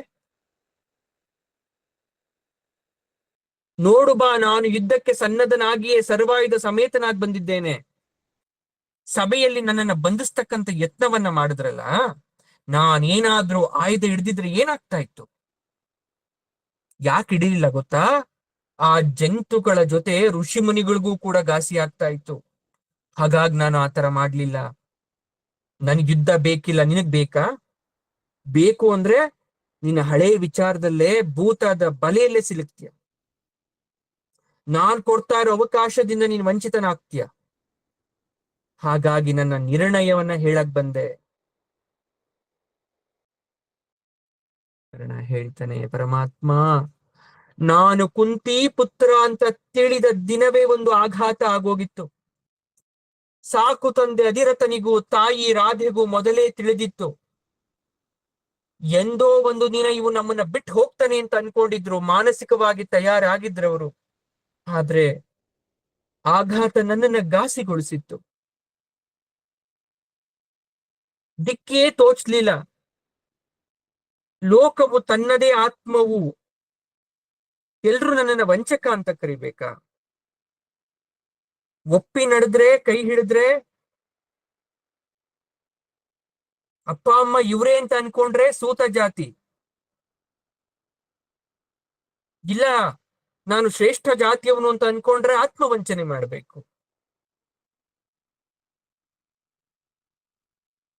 ಯೋಚನಾ ಲಹರಿಯಲ್ಲಿ ನಾನು ಪ್ರತಿ ದಿವಸವೂ ಕೂಡ ಸಾಯ್ತಾ ಇದ್ದೇನೆ. ಕೃಷ್ಣನಿಗೆ ಅರ್ಥ ಆಯ್ತು ಅವನ ಮನಸ್ಸಿನ ಗೊಂದಲ. ಏನು ಕರ್ಣ, ಪರಿಹಾರ ಬೇಕಾ? ವಾಲ್ಮೀಕಿ ಎಂತಹ ಮುನಿವರ, ಶ್ರೀರಾಮಾಯಣವನ್ನು ಬರೆದಂತಹ ಋಷಿ. ಆದ್ರೆ ನಾರದರ ಭೇಟಿಯಿಂದ ಅವನಿಗೆ ಒಳ್ಳೆ ಕಾಲ ಬಂತು. ಅವನು ಬಿಡಿಸ್ಕೊಂಡ ತನ್ನ ಹಳೆ ಚಾಳಿಗಳನ್ನೆಲ್ಲ. ಗ್ರಹಣ ಬಂದಾಗ ಸೂರ್ಯ ಕೂಡ ಕಟ್ಟಾಕ್ಬಿಡ್ತಾನೆ, ಗ್ರಹಣ ಬಿಟ್ಮೇಲೆ ಸೂರ್ಯ ಬಿಡಿಸ್ಕೊಳಲ್ವಾ? ಹಾಗೆಯೇ ಆತ್ಮೋದ್ಧಾರಕ್ಕೆ ವಾಲ್ಮೀಕಿ ಪ್ರಯತ್ನವನ್ನ ಪಟ್ಟು ಪತ್ನಿ ಪುತ್ರರನ್ನ, ಸಂಸಾರವನ್ನ, ಸಮಾಜವನ್ನ ತೊರೆದೇ ಇದ್ದಿದ್ರೆ ರಾಮಾಯಣ ಹೊರಗಡೆ ಬರ್ತಾ ಇತ್ತಾ? ಶ್ರೀರಾಮನಿಗೆ ಪೂಜ್ಯನಾಗಿರ್ತಕ್ಕಂಥ ಗುರು ಆಗ್ತಾ ಇದ್ದ? ವಿಶ್ವಾಮಿತ್ರರ ಚರಿತ್ರೆ ನೆನಪು ಮಾಡ್ಕೋ, ಅಜಾಮಿಳನ ಚರಿತ್ರೆ ನೆನಪು ಮಾಡ್ಕೋ, ನಿನ್ನದೇ ಪೂರ್ವಜ ಭರತ ಚಕ್ರವರ್ತಿಯನ್ನ ನೆನಪು ಮಾಡ್ಕೋ. ಮೋಹ, ಕರುಣೆ ತೋರಿಸೋದು ದೌರ್ಬಲ್ಯ. ಅದು ಮೃತ್ಯು ಪಾಶ ಇದ್ದ ಹಾಗೆ. ಸರಿ, ನನ್ ಪಾಶದಲ್ಲೇ ಸುಖ ಕಾಣ್ತೀನಿ ಅಂದ್ರೆ ಪ್ರಾಣಿ ಸ್ಥಿತಿ. ಕುರಿ, ದನ, ಎಮ್ಮೆಗಳಿಗೆ ಹಗ್ಗ ಬಿಗಿತಾರೆ, ಸಾಕ್ತಾರೆ, ಬಲಿ ಕೊಡ್ತಾರೆ. ಒಂದ್ ದಿವ್ಸ ತಲೆ ಉರುಳಬೇಕಾದ್ರೆ ಉರುಳದ ಮೇಲೂ ಕೊರಳಿನ ಹಗ್ಗ ಹಂಗೆ ಇರುತ್ತೆ ಅನ್ಕೊಂಡಿದ್ಯಾ? ಹಾಗೆ ಇಡ್ಕೊಂಡಿರ್ತಾರ? ಸಾವು ಸಾವಾಗಿ ಮುಗ್ಧನಿಗೆ ಕಾಣಿಸೋದಿಲ್ಲ. ಭೋಗದ ಪಾಶ ಸಾಯ್ಬೇಕಾದ್ರೂ ಕೂಡ ತಾನಾಗಿ ಬಿಡೋದಿಲ್ಲ. ಭೀಷ್ಮ ದ್ರೋಣರನ್ನ ನೆನ್ಪು ಮಾಡ್ಕೊಂಡೆ ಅಲ್ವಾ? ಅವ್ರಿಗೂ ಕೂಡ ನಿನ್ನ ಉಪದೇಶವನ್ನೇ ಕೊಡ್ತೇನೆ. ಬೇಸರ ಇಲ್ವಾ? ಬೇಸರ ಇಲ್ಲ ಪರಮಾತ್ಮ. ನೀನು ಹೇಳ್ತಾ ಇರ್ತಕ್ಕಂಥ ಪ್ರತಿಯೊಂದು ಮಾತು ಅಮೃತ ಇದ್ದ ಹಾಗೆ. ಆದ್ರೆ ಈ ಮರ್ತ್ಯ ಶರೀರದಲ್ಲಿ ಗಂಟ್ಲೊಳಗಡೆ ಇಳಿತಾ ಇಲ್ಲ. ಮರ್ತ್ಯನ ಅಮರ್ತ್ಯನ ನೀನು? ಮರ್ತ್ಯ ಆಗದೆ ಇದ್ದಿದ್ರೆ ಈ ಪ್ರಶ್ನೆಲೆ ಯಾಕೆ ಬರ್ತಾ ಇತ್ತು? ಹಾಗಾದ್ರೆ ನಿನ್ನ ಜನ್ಮಜಾತ ಕವಚ ಅದಕ್ಕೇನರ್ಥ? ಕವಚದ ಬಗ್ಗೆ ಕೇಳಿದ ತಕ್ಷಣ ಕರ್ಣನ ಮೈ ಬೆವರ್ತಾ ಇದೆ, ತಲೆ ಝಮ್ ಅಂತ ಇದೆ. ಎಂತಹ ಮೂಡಿ! ಇಲ್ಲ ಇಲ್ಲ, ಸತ್ಯ ಹೇಳ್ತಾ ಇದ್ದೇನೆ ಕೃಷ್ಣ. ಜನ್ಮಜಾತ ಕವಚಕ್ಕೆ ಸಾಕ್ಷಿ ಅನ್ನಲ್ಲ. ಹೌದು. ಕೃಷ್ಣ ಕೇಳ್ತಾನೆ, ಕ್ಷೀರ ಸಮುದ್ರ ಅಂತ ಒಂದಿದೆ, ಕೇಳಿದ್ಯಾ ಕರ್ಣ? ನಂಬಿಕೆ ಇದೆಯಾ ಅದ್ರ ಮೇಲೆ? ದೇವ್ರ ಮೇಲೆ ನನಗೂ ನಂಬಿಕೆ ಇದೆ, ನನ್ನ ನಾಸ್ತಿಕ ಅಲ್ಲ ಪರಮಾತ್ಮ. ನಂಬಿಕೆ ಶ್ರದ್ಧೆಯೂ ಆಗಿ ರಕ್ತ ಮಾಂಸ ಹೃದಯ ಮೆದುಳನ್ನ ಇಳಿದು ಆತ್ಮದೊಳಗೆ ಹೋಗ್ಬೇಕು. ಇಲ್ಲ ಆದ್ರೆ ನಂಬಿಕೆ ಜೊತೆಗೆ ಅಪನಂಬಿಕೆ ಕೂಡ ಹುಟ್ಕೊಂಡಿರುತ್ತೆ. ನಾನ್ ದೇವ್ರ ಭಕ್ತ ಅಂತ ಆಚರಣೆ ಮಾಡದೇ ಇದ್ರೆ ಅದು ಬೂಟಾಟಿಕೆ. ಅದು ಒಳ್ಳೆಯದು. ಕ್ಷೀರ ಸಮುದ್ರದ ವಿಚಾರದಲ್ಲಿ ನಿನ್ ನಂಬಿಕೆ ಇದೆ ಅಂತ ಅಂದಿದ್ದು. ಭೂದೇವಿ ಜಡವಲ್ಲ ಅವಳು. ನಾವ್ ಅನ್ಕೊಂಡಿರ್ಬೋದು ಭೂಮಿ ಒಂದು ಜಡ ವಸ್ತು ಅಂತ, ಆದ್ರೆ ಜಡ ಅಲ್ಲ ಅದು. ಭಾರ ಹೊರೋದಕ್ಕೆ ಮಿತಿ ಇದೆ. ಒಂದು ಶಕ್ತಿಯಿಂದ ಭೂಮಿ ತಾಯಿ ಸಕಲ ಭಾರವನ್ನ ಹೊತ್ತಿ ನಿಂತಿದ್ದಾಳೆ. ಆ ಭಾರ ಹೆಚ್ಚಾದ್ರೆ ಅವಳ ಗೋಳು ಕ್ಷೀರ ಸಮುದ್ರದ ತನಕ ಹೋಗುತ್ತೆ. ಕ್ಷೀರ ಸಮುದ್ರದಲ್ಲಿ ಒಂದು ಅಶರೀರವಾಣಿ ಹೇಳುತ್ತಂತೆ, ನಾನಿದ್ದೀನಿ ನಿನ್ ಜೊತೆಗೆ ಅಂತ. ನಿನ್ನ ಭೂಭಾರವನ್ನ ಕಡಿಮೆ ಮಾಡ್ತೀನಿ ಅಂತ ಕ್ಷೀರಸಾಗರದಲ್ಲಿ ಏನೋ ಒಂದು ಧ್ವನಿ ಹೇಳುತ್ತಂತೆ. ಕ್ಷೀರಸಾಗರದಿಂದ ಭೂಮಿಗೆ ಬರುತ್ತಂತೆ ಆ ದೈವ. ದೈವದ ಉಪಕರಣಗಳಾಗಿದೆ. ಉಪಕರಣ ಅಂದ್ರೆ ದೈವದ ಆಯುಧಗಳಾಗಿ ಎಲ್ಲ ದೇವತೆಗಳು ಬಂದು ಭೂಮಿ ಭಾರವನ್ನ ಕಡಿಮೆ ಮಾಡ್ತವೆ. ಇದೆಲ್ಲ ಗೊತ್ತಿರೋ ವಿಚಾರ ಪರಮಾತ್ಮ, ಈಗೇಕೆ ಈ ಮಾತು ಹೇಳ್ತಾ ಇದ್ಯಾ? ಹೌದು, ಸಂಬಂಧ ಇದೆ. ನೀನ್ ಯಾರು ಅನ್ನೋದ್ರ ಜೊತೆ ಸಂಬಂಧ ಇದೆ. ದೋಣಿ ನಡ್ಸ್ಲಿಕ್ಕೆ ಒಬ್ಬ ನಾವಿಕ ಬೇಕು. ಆ ದೋಣಿ ನಡ್ಸವನೇ ದೋಣಿಗೆ ಭಾರ ಆಗ್ಬಿಟ್ರೆ ಅವನಿಗೆ ಕರ್ಣಧಾರ ಅಂತಾರೆ. ನಿನ್ನ ಹೆಸರಿನ ಸಮೀಪದ ಹೆಸರು ಅವನಿಗೆ. ಅಂಬಿಗ ಸರಿ ಇದ್ರೆ ದೋಣಿ ದಡ ಮುಟ್ಟುತ್ತೆ. ಅಂಬಿಗನೇ ಸರಿ ಇಲ್ಲ ಅಂದ್ರೆ ದೋಣಿ ಕೂತ್ಕೋಬೇಕು. 10 ಜನ ಕೂತ್ಕೋಬಹುದು, 20 ಜನ ಕೂತ್ಕೋಬಿಟ್ರೆ ದೋಣಿ ಭಾರ ತಡೆಯುತ್ತಾ? ಮಿತಿ ಬೇಡವಾ ಅದಕ್ಕೊಂದು? ಭೂಮಿ ಕೂಡ ಒಂದು ದೋಣಿ ಇದ್ದ ಹಾಗೆ. ಭೂಮಿಯಲ್ಲಿ ಇಂತಿಷ್ಟೇ ಜನರಿರ್ಬೇಕು, ಇಂತಿಷ್ಟೇ ಪ್ರಾಣಿ ಪಶು ಪಕ್ಷಿಗಳಿರ್ಬೇಕು ಅನ್ನೋ ಒಂದು ನಿಯಮ ಇದೆ, ಒಂದು ಮಿತಿ ಇದೆ. ಅವು ಹೆಚ್ಚಾದಾಗ ಆ ಭಾರ ಇಳಿಯಲೇಬೇಕು. ನಾವೆಲ್ಲ ದೋಣಿ ಸಾಗಕ್ ಬೇಕಾಗಿರೋ ಹುಟ್ಟುಗಳು, ಕೈಗಳು. ನಾವೇ ಭೂಮಿಗೆ ಭಾರ ಆಗಬಾರ್ದು. ನಾನೇನ್ ಮಾಡ್ಬೇಕು ಕೃಷ್ಣ ಇವಾಗ? ಅದನ್ನ ಹೇಳ್ಬೇಕು ಅನ್ನೋ ಉದ್ದೇಶದಿಂದ ಕವಚವನ್ನ ನೆನಪು ಮಾಡಿದೆ. ನೀನು ದೇವಾಂಶ ಸಂಭೂತ, ಅದರಂತೆ ನಡೆ. ಅದು ನಿನ್ನ ನಿರ್ಣಯಕ್ಕೆ ಸಹಾಯಕ ನೆನಪು. ಮತ್ತೆ ಸಂದಿಗ್ಧ, ಹೊಯ್ದಾಟ, ತೊಳಲಾಟ, ಮತ್ತೆ ಕರ್ಣನಿಗೆ ಅಳು ಬಂತು. ನಿನ್ನದೊಂದು ಕತೆ ಇದೆ, ಹೇಳ ಕರ್ಣ. ನನ್ನ ಅನುಮತಿ ಬೇಕೆ ವಾಸುದೇವ? ನೀನಾಗಿ ಅಮೃತಪಾನ ಮಾಡಿಸ್ತಾ ಇದ್ಯಾ, ನಾನು ಮಾಡ್ತಾ ಇದ್ದೀನಿ, ಹೇಳು. ಆ ಅಮೃತಪಾನದ ಕಥೆಯನ್ನೇ ಹೇಳ್ಬೇಕು ಅಂತಿರೋದು ನಾನು. ಅದು ಯೋಗ್ಯನಿಗೆ ಮಾತ್ರ ಸಲ್ಲಬೇಕು, ಅಯೋಗ್ಯನಿಗಲ್ಲ. ಕೇಳಿಸ್ಕೊ. ಸ್ವರ್ಭಾನು ಅಂತ ಒಬ್ಬ ದಾನವ ಇದ್ದ. ಆಹಾ, ಹೆಸರು ನೋಡ್ಕರ್ಣ ಎಷ್ಟು ಚೆನ್ನಾಗಿದೆ. ಸ್ವರ್ ಭಾನು. ಬೆಳಕಿನ ಲೋಕದಲ್ಲಿ ಅವನು ಭಾನು ಅಂದ್ರೆ ಸೂರ್ಯ ಅಂತ. ಅವನು ಬಲಿ ಚಕ್ರವರ್ತಿಯ ಪಡೆ. ಸಮುದ್ರ ಮಥನ ಆಯ್ತು. ಅದೊಂಥರ ದೈವಾಸುರ ಸಂಧಾನ, ಕೃತಕ ಶಾಂತಿಯ ಸಂದರ್ಭ. ಅಲ್ಲಿ ಯುದ್ಧ ಬರುತ್ತೆ ಅಂತ ಯಾರಿಗೂ ಗೊತ್ತೇ ಇರ್ಲಿಲ್ಲ. ಅಮೃತ ಹೊರಗಡೆ ಬಂತು. ಅಲ್ಲಿ ತನಕ ದೇವದಾನವರು ಸುಮ್ನೆ ಇದ್ರು. ಆದ್ರೆ ಅಯೋಗ್ಯರ ಕೈಗೆ ಹೋಗಿ ಸೇರ್ಕೊಂಡ್ಬಿಡ್ತು ಅಮೃತ. ಅಪಹರಣ ಮಾಡಿಬಿಟ್ರು, ನಿನ್ನ ಮಿತ್ರ ದುರ್ಯೋಧನ ಮಾಡಿರೋ ತರ. ಆಗ ದೈವವೇ ಮೋಹಿನಿ ಆಯ್ತು. ಅದೇ ವಿಷ್ಣು ಮಾಯೆ, ದೈವಿ ಮಾಯೆ ಅಂತಾನೂ ಕರಿಬಹುದು. ಯಾರಿಗೆ ಸಿಗಬೇಕು ಅವರಿಗೆ ಸಿಗಕ್ಕೆ ಒಂದು ನಾಟ್ಯ ಮಾಡ್ತು. ಕುರುಕ್ಷೇತ್ರದಲ್ಲಿ ಆಗ್ತಿದ್ಯಲ್ಲ ನಾಟ್ಯ, ಆ ರೀತಿ ಈ ಸ್ವರ್ಭಾನು ತನ್ನವರಿಗೆ ವಂಚನೆಯಾದದ್ದನ್ನ ನೋಡಿ ದೇವತೆಗಳ ಸಾಲಲ್ಲಿ ಕೂತ್ಕೊಂಡ ಕರ್ಣ. ಆದ್ರೆ ದೇವರನ್ನ ವಂಚನೆ ಮಾಡಕ್ ಸಾಧ್ಯನಾ?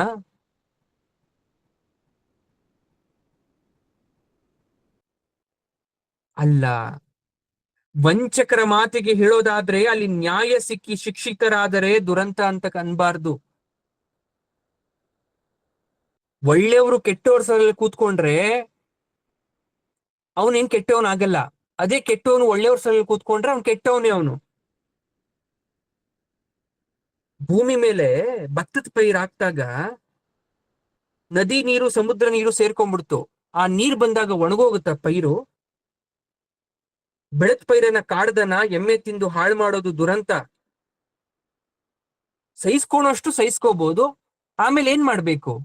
ದೂರ ಓಡಿಸ್ಬೇಕಲ್ವಾ?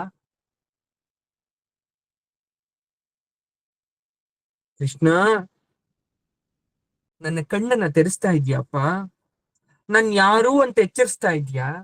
ನಾನು ಇತ್ತ ಹೋಗಿ ಸೇರುವಂತೆ ಆದದ್ದು ಯಾರ ಮಾಯ? ಹಾಗಾದ್ರೆ ಯಾರ ಆಟ?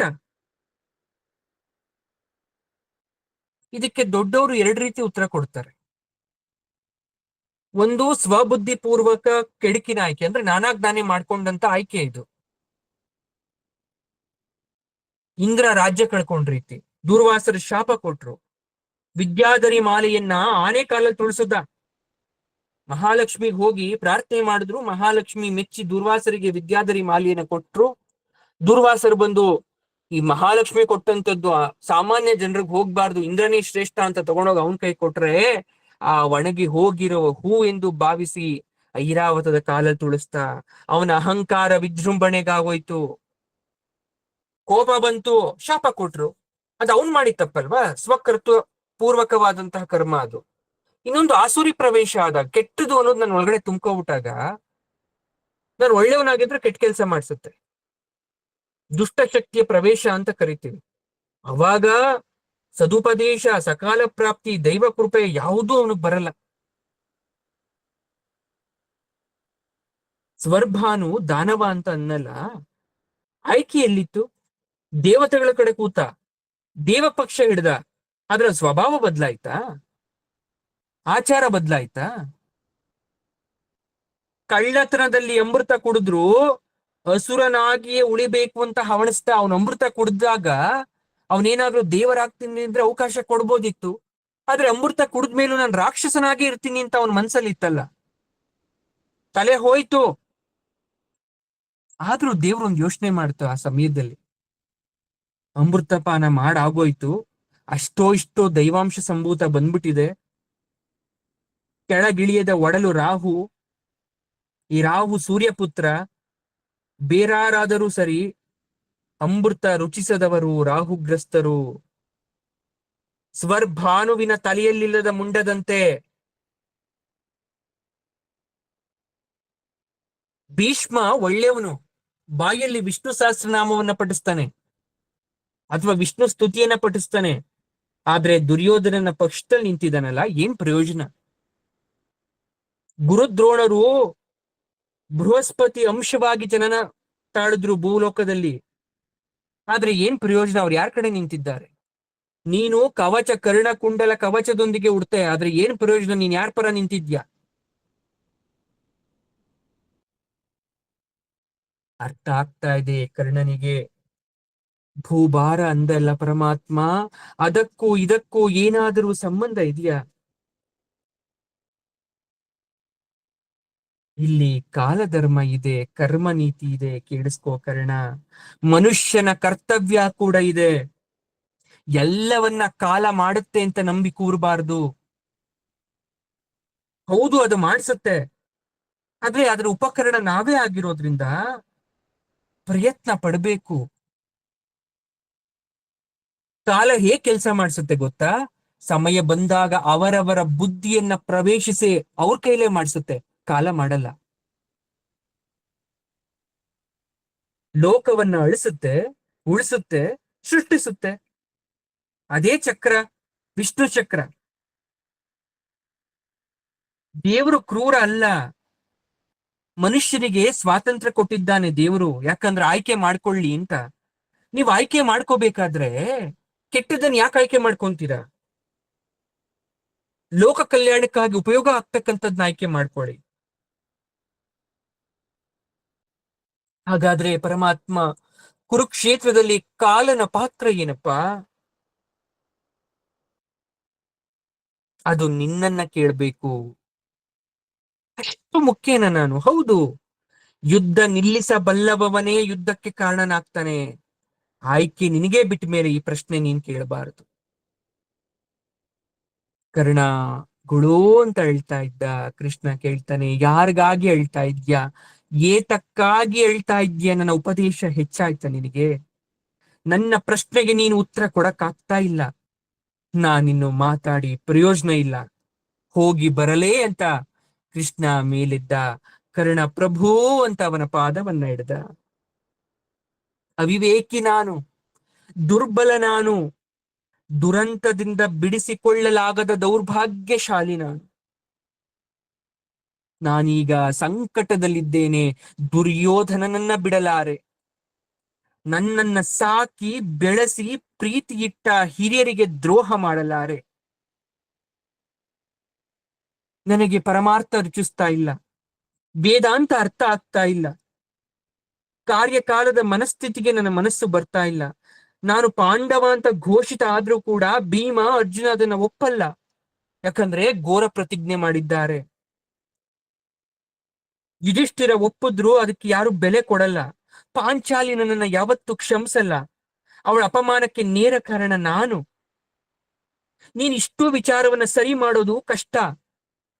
ಸರ್ವಶಕ್ತ ದೇವರಾದ್ರೂ ಕೂಡ ಯುದ್ಧ ತಪ್ಸಕ್ಕಾಗಲ್ಲ. ಅದು ತಪ್ಪಿದ್ರೂ ಕೂಡ ದುರ್ಯೋಧನನ ಸ್ವಭಾವ ಬದಲಾಗಲ್ಲ. ಅಷ್ಟು ಹತ್ತಿರದಿಂದ ಅರಿತವನು ನಾನು. ಭೂಭಾರ ಇಳಿಯುವುದು ನಿನ್ನ ಸಂಕಲ್ಪ ಆದ್ರೆ, ಒಂದು ವೇಳೆ ಯುದ್ಧ ಆದ್ರೆ ನಾನು ಕರಗಿ ಭೂಭಾರವನ್ನು ಇಳಿಸ್ತೀನಿ ಬಿಡು ಪರಮಾತ್ಮ. ಸರಿ, ಯುದ್ಧ ನಿಲ್ಬೇಕು ಅಂದ್ರೆ ಕೌರವರೆಲ್ಲರ ಮನಸ್ಸು ಬದಲಾಗಬೇಕು. ಆ ಶಕ್ತಿ ನಿನ್ನಲ್ಲಿದ್ಯಾ ಹೇಳು? ಇನ್ನೂ ಒಂದು ನಿರ್ಣಯ ಇದೆ, ಹೇಳ. ಹೇಳು, ಮರೆಮಾಚಬೇಡ. ಯುಧಿಷ್ಠಿರ ನನ್ನನ್ನ ಅಣ್ಣ ಅಂತ ಒಪ್ಪಿ ಭೀಷ್ಮತಾತ ಹಿಗ್ಗಿ ಉಳಿದ ಪಾಂಡವರ ಕೋಪ ಅಡಗಿ ದುರ್ಯೋಧನ ನನ್ನನ್ನ ಒಪ್ಪಿ ನನ್ನ ರಾಜಾಧಿಕಾರಕ್ಕೆ ಸಮ್ಮತಿಸಿ ಧೃತರಾಷ್ಟ್ರದವರೆಗೂ ಸಂತೋಷ ಆದ್ರೆ, ಮರುಗಳಿಗೆಯಲ್ಲೇ ನಾನು ಸಮಸ್ತ ರಾಜ್ಯವನ್ನ ನಿನ್ನೆದುರಿಗೆ ದುರ್ಯೋಧನನಿಗೆ ಕೊಟ್ಟು ಅವನ ಅಡಿಯಾಳಾಗಿರಲು ಸಮ್ಮತಿಸುತ್ತೇನೆ. ಕರ್ಣನ ಮಾತಿಗೆ ಕೃಷ್ಣ ಬೆಚ್ಚಿದ, ಬೆರಗಾದ. ಹಾಗಾದ್ರೆ ಪಾಂಡವರಿಗೆ ಜಯ ಅಂತ ಹೇಳ್ತಾ ಇದ್ಯಾ? ಹೌದು. ಅರ್ಜುನನ ಕೈಯಲ್ಲಿ ನನ್ನ ಪ್ರಾಣವನ್ನ ಕೊನೆಗಾಳಿಸುವೆ. ಅದೇ ನಾನು ಮಾಡಿಕೊಳ್ಳುವ ಪ್ರಾಯಶ್ಚಿತ್ತ. ಸ್ವಲ್ಪ ಹೊತ್ತು ಮೌನ. ಕರ್ಣನನ್ನ ದಾರಿಗೆ ತರಲಾರದೆ ಕೇಶವನಿಗೆ ಹೃದಯ ಭಾರ ಅನ್ನಿಸ್ತು. ಇದೇ ನಿನ್ನ ಕೊನೆಯ ಮಾತೆ ಕರ್ಣ. ಕಿಚ್ಚಬೇಡ ವಾಸುದೇವ. ನಾನು ಇಕ್ಕಳದಲ್ಲಿ ಸಿಲುಕಿದ್ದೇನೆ. ಇಂದಲ್ಲ, ಹುಟ್ಟಿನಿಂದಲೇ. ಈಗ ಯಾರನ್ನ ದೂಷಿಸಿ ಫಲವಿಲ್ಲ. ಆಗುವುದಾಗಲಿ. ಅರ್ಜುನ ರಥಾರೂಢನಾಗಿ ನಾನು ಅವನ ಸಾರಥಿಯಾಗಿ ಕುರುಕ್ಷೇತ್ರದಲ್ಲಿ ಕಾಣಿಸಿಕೊಂಡಾಗ ಕಲಿಯುಗ ಪ್ರಾರಂಭವಾಗುತ್ತದೆ ಕರ್ಣ. ಕಾರ್ತಿಕ ಮಾಸ ಈಗ ಶುಭಕರ ಸಮೃದ್ಧ. ಇಲ್ಲಿಂದ 7ನೇ ದಿನಕ್ಕೆ ಕರಾಳ ಅಮಾವಾಸ್ಯೆ. ಅಂದು ಗ್ರಹಣ, ಯುದ್ಧವು ಪಾಂಡವರಿಗೆ ಜಯ ತರುತ್ತದೆ. ಕೃಷ್ಣ ಭವಿಷ್ಯವನ್ನ ನುಡಿದ ಕರ್ಣನ ಮುಂದೆ. ನನಗೂ ಗೊತ್ತು ದುರ್ಯೋಧನನ ಗ್ರಹಗತಿ ಸರಿ ಇಲ್ಲ ಎಂದು ಪರಮಾತ್ಮ. ಅವನದು ಉತ್ತರಾಭಾದ್ರ ನಕ್ಷತ್ರ. ಅವನಿಗೆ ಗೋಚಾರದಲ್ಲಿ ಶನಿ ಕಾಟ ಸಂಚಾರ ಶುರುವಾಗಿದೆ. ಇದು ಮರಣ ಶನಿ. ಅಂಗಾರಕ ಅವನ ಜನ್ಮ ಜಾತಕದಲ್ಲಿ ವಕ್ರಗತಿಯಲ್ಲಿದ್ದಾನೆ. ಚಿತ್ತಾ ನಕ್ಷತ್ರದಲ್ಲಿ ಚಂದ್ರ ಇದ್ರೂ ಅಲ್ಲಿ ಕೇತುವಿನ ಕಾಟ ಅಂದ್ರೆ ಕೇತು ದೃಷ್ಟಿ ಇದೆ. ನೀನು ಹೇಳಿದಂತೆ ಅಮಾವಾಸ್ಯ ಗ್ರಹಣ ಅಂದ್ರೆ ಸೂರ್ಯನನ್ನ ರಾಹು ಪೀಡಿಸ್ತಾನೆ. ದುರ್ಯೋಧನನಿಗೆ ಸೂರ್ಯ ಕೂಡ ವಕ್ರ. ಆದ್ರೆ ಯುಧಿಷ್ಠಿರನದು ಜ್ಯೇಷ್ಠ ನಕ್ಷತ್ರ. ಅಂಗಾರಕ ಭೂಪ್ರಾಪ್ತಿ ಗ್ರಹ ಉಚ್ಚನಾಗಿದ್ದಾನೆ, ಅವನಿಗೆ ಅನುಕೂಲಕರ. ವಕ್ರಗತಿಯಲ್ಲಿ ಅನುರಾಧ ನಕ್ಷತ್ರದತ್ತ ಧಾವಿಸ್ತಾ ಇದ್ದಾನೆ. ಜ್ಯೇಷ್ಠ ಅನುರಾಧ ನಕ್ಷತ್ರಗಳು ವೃಶ್ಚಿಕ ರಾಶಿಗೆ ಸಂಬಂಧಪಟ್ಟಿದ್ದು. ಅಂಗಾರಕ ಅಲ್ಲಿ ದೃಢನಾಗಿರ್ತಾನೆ, ಅವನ ಸ್ವಕ್ಷೇತ್ರ. ಅವನು ಯುದ್ಧ ಪ್ರಿಯ ಗ್ರಹ. ವಿಜಯವು ಖಂಡಿತ ಪಾಂಡವರಿಗೆ. ಕರ್ಣನ ಜ್ಯೋತಿಷ್ಯ ಜ್ಞಾನಕ್ಕೆ ಕೃಷ್ಣ ಬೆರಗಾಗಿ ಹೋದ. ಇಡೀ ಇಬ್ಬರ ಕುಂಡಲಿಯನ್ನ, ಜನ್ಮ ಜಾತಕವನ್ನ ಸಂಪೂರ್ಣವಾಗಿ ವಿಶ್ಲೇಷಿಸಿ ಹೇಳ್ಬಿಟ್ಟ ಯಾರಿಗೆ ವಿಜಯ ಸಿಗುತ್ತೆ ಅಂತ. ಕೃಷ್ಣನಿಗೆ ಇನ್ನು ಏನೋ ಕೇಳಬೇಕು ಅನಿಸ್ತು. ಹಾಗಾದ್ರೆ ಬೇರೇನೋ ಕಂಡೆ, ಏನ್ ಕಾಣಿಸ್ತು ನಿನ್ಗೆ ಅವರಿಬ್ಬರ ಜಾತಕದಲ್ಲಿ? ಕರ್ಣ ಹೇಳ್ತಾನೆ, ಯುಗಕ್ಷಯದ ನಿಮಿತ್ತ, ಕೆಟ್ಟ ಕನಸುಗಳು, ಮರಣ ನಾನು ಎದುರು ನೋಡ್ತಾ ಇದ್ದೇನೆ. ದುರ್ಯೋಧನನ ಜಾತಕ ಇರ್ಲಿ, ನಿನ್ನ ಜಾತಕ ಹೇಳು ನೋಡೋಣ. ಬರಲಿರುವುದು ಸೂರ್ಯಗ್ರಹಣ. ನಾನು ಯಾರೆಂದು ನೀನು ತಿಳಿದ ಬಳಿಕ ಗ್ರಹಣ ಯಾರಿಗೆ ಪರಮಾತ್ಮ? ಧರ್ಮ ಇದ್ದಲ್ಲೇ ಜಯ. ಆ ಧರ್ಮವೇ ನೀನು ಅಂದ ಮೇಲೆ ಹೇಳೋದೇನು ಇಲ್ಲ.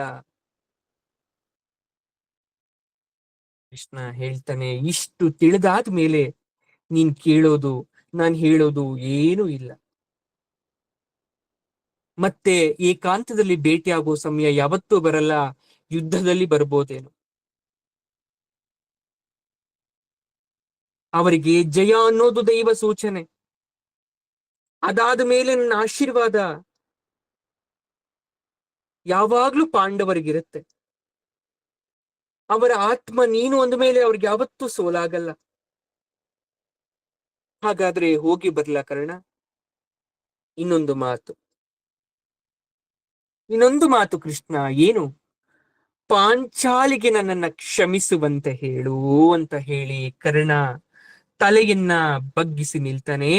ಕೃಷ್ಣ ಏನನ್ನೋ ಮಾತನಾಡದೆ ರಥವನ್ನ ಹೇರಿ ಹೋಗ್ತಾ ಇದ್ದಾನೆ. ಒಬ್ಬ ಮನುಷ್ಯ ತನ್ನ ಬದುಕಿನಲ್ಲಿ ಸಾಕಷ್ಟು ಸಮಸ್ಯೆಗಳನ್ನ ಎದುರಿಸ್ಬೇಕಾಗತ್ತೆ. ಅದು ಆಂತರಿಕವಾಗಾದ್ರೂ ಆಗಿರ್ಬೋದು, ಬಾಹ್ಯವಾಗಾದ್ರೂ ಆಗಿರ್ಬೋದು.